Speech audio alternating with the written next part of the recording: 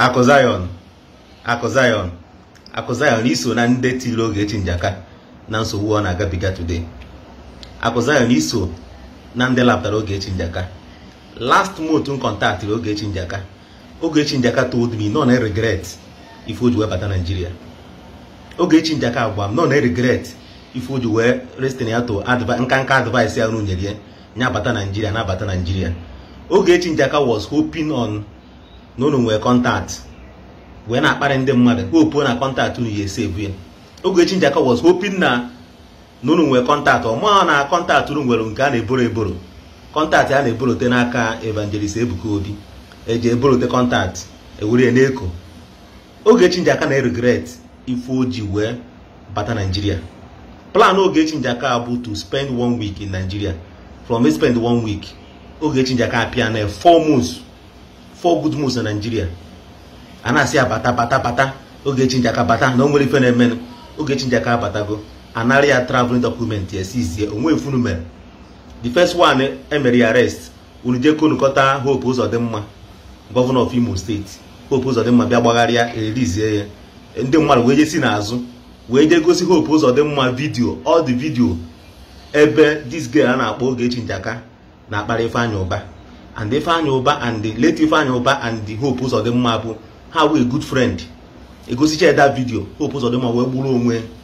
Ọ since Hope Uzodimma wepụrụ aka na case una nya mere Ogechi Njaka ji baa prison. Ọ bụ na aka Hope Uzodimma ka dị n'okwu a Ogechi Njaka ya ba prison mana eji gosie who is tomorrow no Ogechi Njaka nwere ike face ya kparịa ya. And Hope Uzodimma achọghị anything dragging on social media. Hope Uzodimma wepụ onwe from this case. Ndị niile a na-asị this girl ndị niile a na-asị Ogechi Njaka bata Nigeria alpha ka efunu menwu nwanne ife ọ bụ niile eme n'ụwa hope is na on people's contact. Onwe ka agwa na-enwe contact ị mụọ na contact ya na-use owu nke a na-eme mboro. Ị na-akparị ndị mmadụ ndị nwere ife ha mee gị ị nọ na social media na-akparị ha because na-ekwere gị nkwa contact. Iguguru bata Nigeria ka ị bịa pepe jee park na ndị otu ya kịta na alpha ọkwa jee park na celebrate Ogechi Njaka nọ na prison o jecha apụta ọwụrụ ex-convict. Ị na-akparị ndị mmadụ na-ehope na-enwe contact ya eji save gị and more na contact ya na-ekwe gị nkwa na ọbụrụ ka a na-eboro. Ogechi Njaka na regret till today na-agwa gị if o ji wee bata Nigeria. And all these people na-asị Ogechi Njaka bata Nigeria na o nwere ihe na-eme bata Nigeria. Ogechi Njaka ya gwu na onye ọ bụ ka ọ tacha afọ niile ọ ya ata na chi ya back to Chicago. Onye chetara na ifunu mere ya kpọpụta Ogechi Njaka from Chicago kpọrọ ya bịa Nigeria huo pọtị teteka Ogechi Njaka pinude na Nigeria for 4 good months. Ụmụ ya na Chicago na-achọ mma anọ Nigeria na-ezogharị n'ime local hotel because no siri ya bata Nigeria na o nwere ihe na-eme na bata Nigeria. Ọkụfụ ife niile asịrị Ogechi Njaka bata Nigeria. Ife Ogechi Njaka ya eme ọnọdụ na ọka o mekọrọgbu na shi ya back to Chicago. Ife o ya eme ọnọdụ. The worst mistake ị eme in this life bụ ije narụ ndị content creators advice. Any advice ọbụla onye ọbụla na-eme content creating nye gị o ya like we use that advice wee mee content because all content creator ka ọ bụ.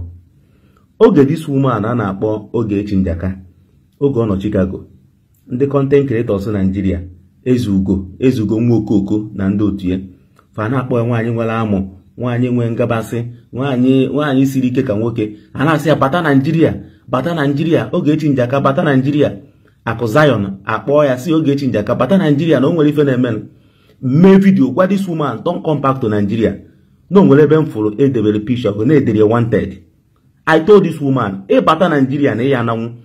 This woman a na-akpọ Ogechi Njaka mee video kparịcha mgbe nkịtị ha na-asị the woman bata. Ogechi Njaka mahụ na ezugo Akụ Zion na ndị otu ya no content creating ka a chọrọ iji wee mee no nya mere ha ji asị ya bata ka a were the woman wee shine nọ ka wee du woman ga ewere Ogechi Njaka boost o page ha.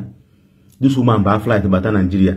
Ozugbo bata Nigeria with ya amụ ya ndị polisi Nigeria jide bepụ ya amụ ya kwasị na nwaanyị nwere amụ o ruo na police station Nigeria ndị Nigerian police bepụ ya amụ ya na-akọrọ ya ọha traveling document. Ogechi Njaka spend go 5 months na Nigeria ọ na-ezogharị osi okoko ọgbaje Yanoba osi Yanoba ọgbaje Kpako osikpako gbajo under bridge osi under bridge jee lahụ na cemetery osi cemetery jee lahụ na ọjọ barracks. Etu a ka Ogechi Njaka si ezogharị for complete 4 to 5 months now. Ife niile asị Ogechi Njaka nyabata Nigeria. Why unu enwekwa the same power ndị dọbata Nigeria kpọpịa inside Nigeria? Now as I'm talking to you now, Ogechi Njaka eruzugo job ya na Chicago.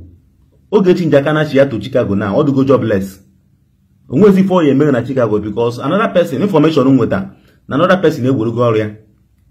Ife niile ajụ Ogechi Njaka wee mee content Ezugo Nwokoko, Akụ Zion, Nwagwata Ahịa Motors, many of them.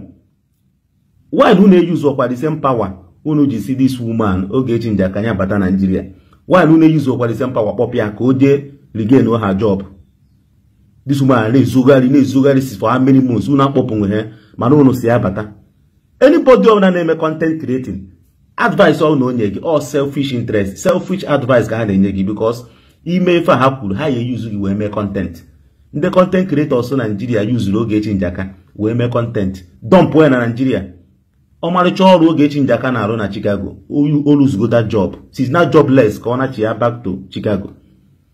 Why na Akụ Zion ezugo ha, ezugo Nwokoko, Okoko ezugo Nwagwata Ahịa ha ncha. Why na akpọpụ this woman back to Chicago ebe o si bata after using this woman to do content? Una hide ya na shibiri na Yanoba. Ọ na-ezogharịsị na Nigeria. Why na send this woman out of Nigeria? Thank you for watching. Please subscribe on this channel, share this video, like and comment. Drop your thoughts on the comment section. Thank you and God bless you.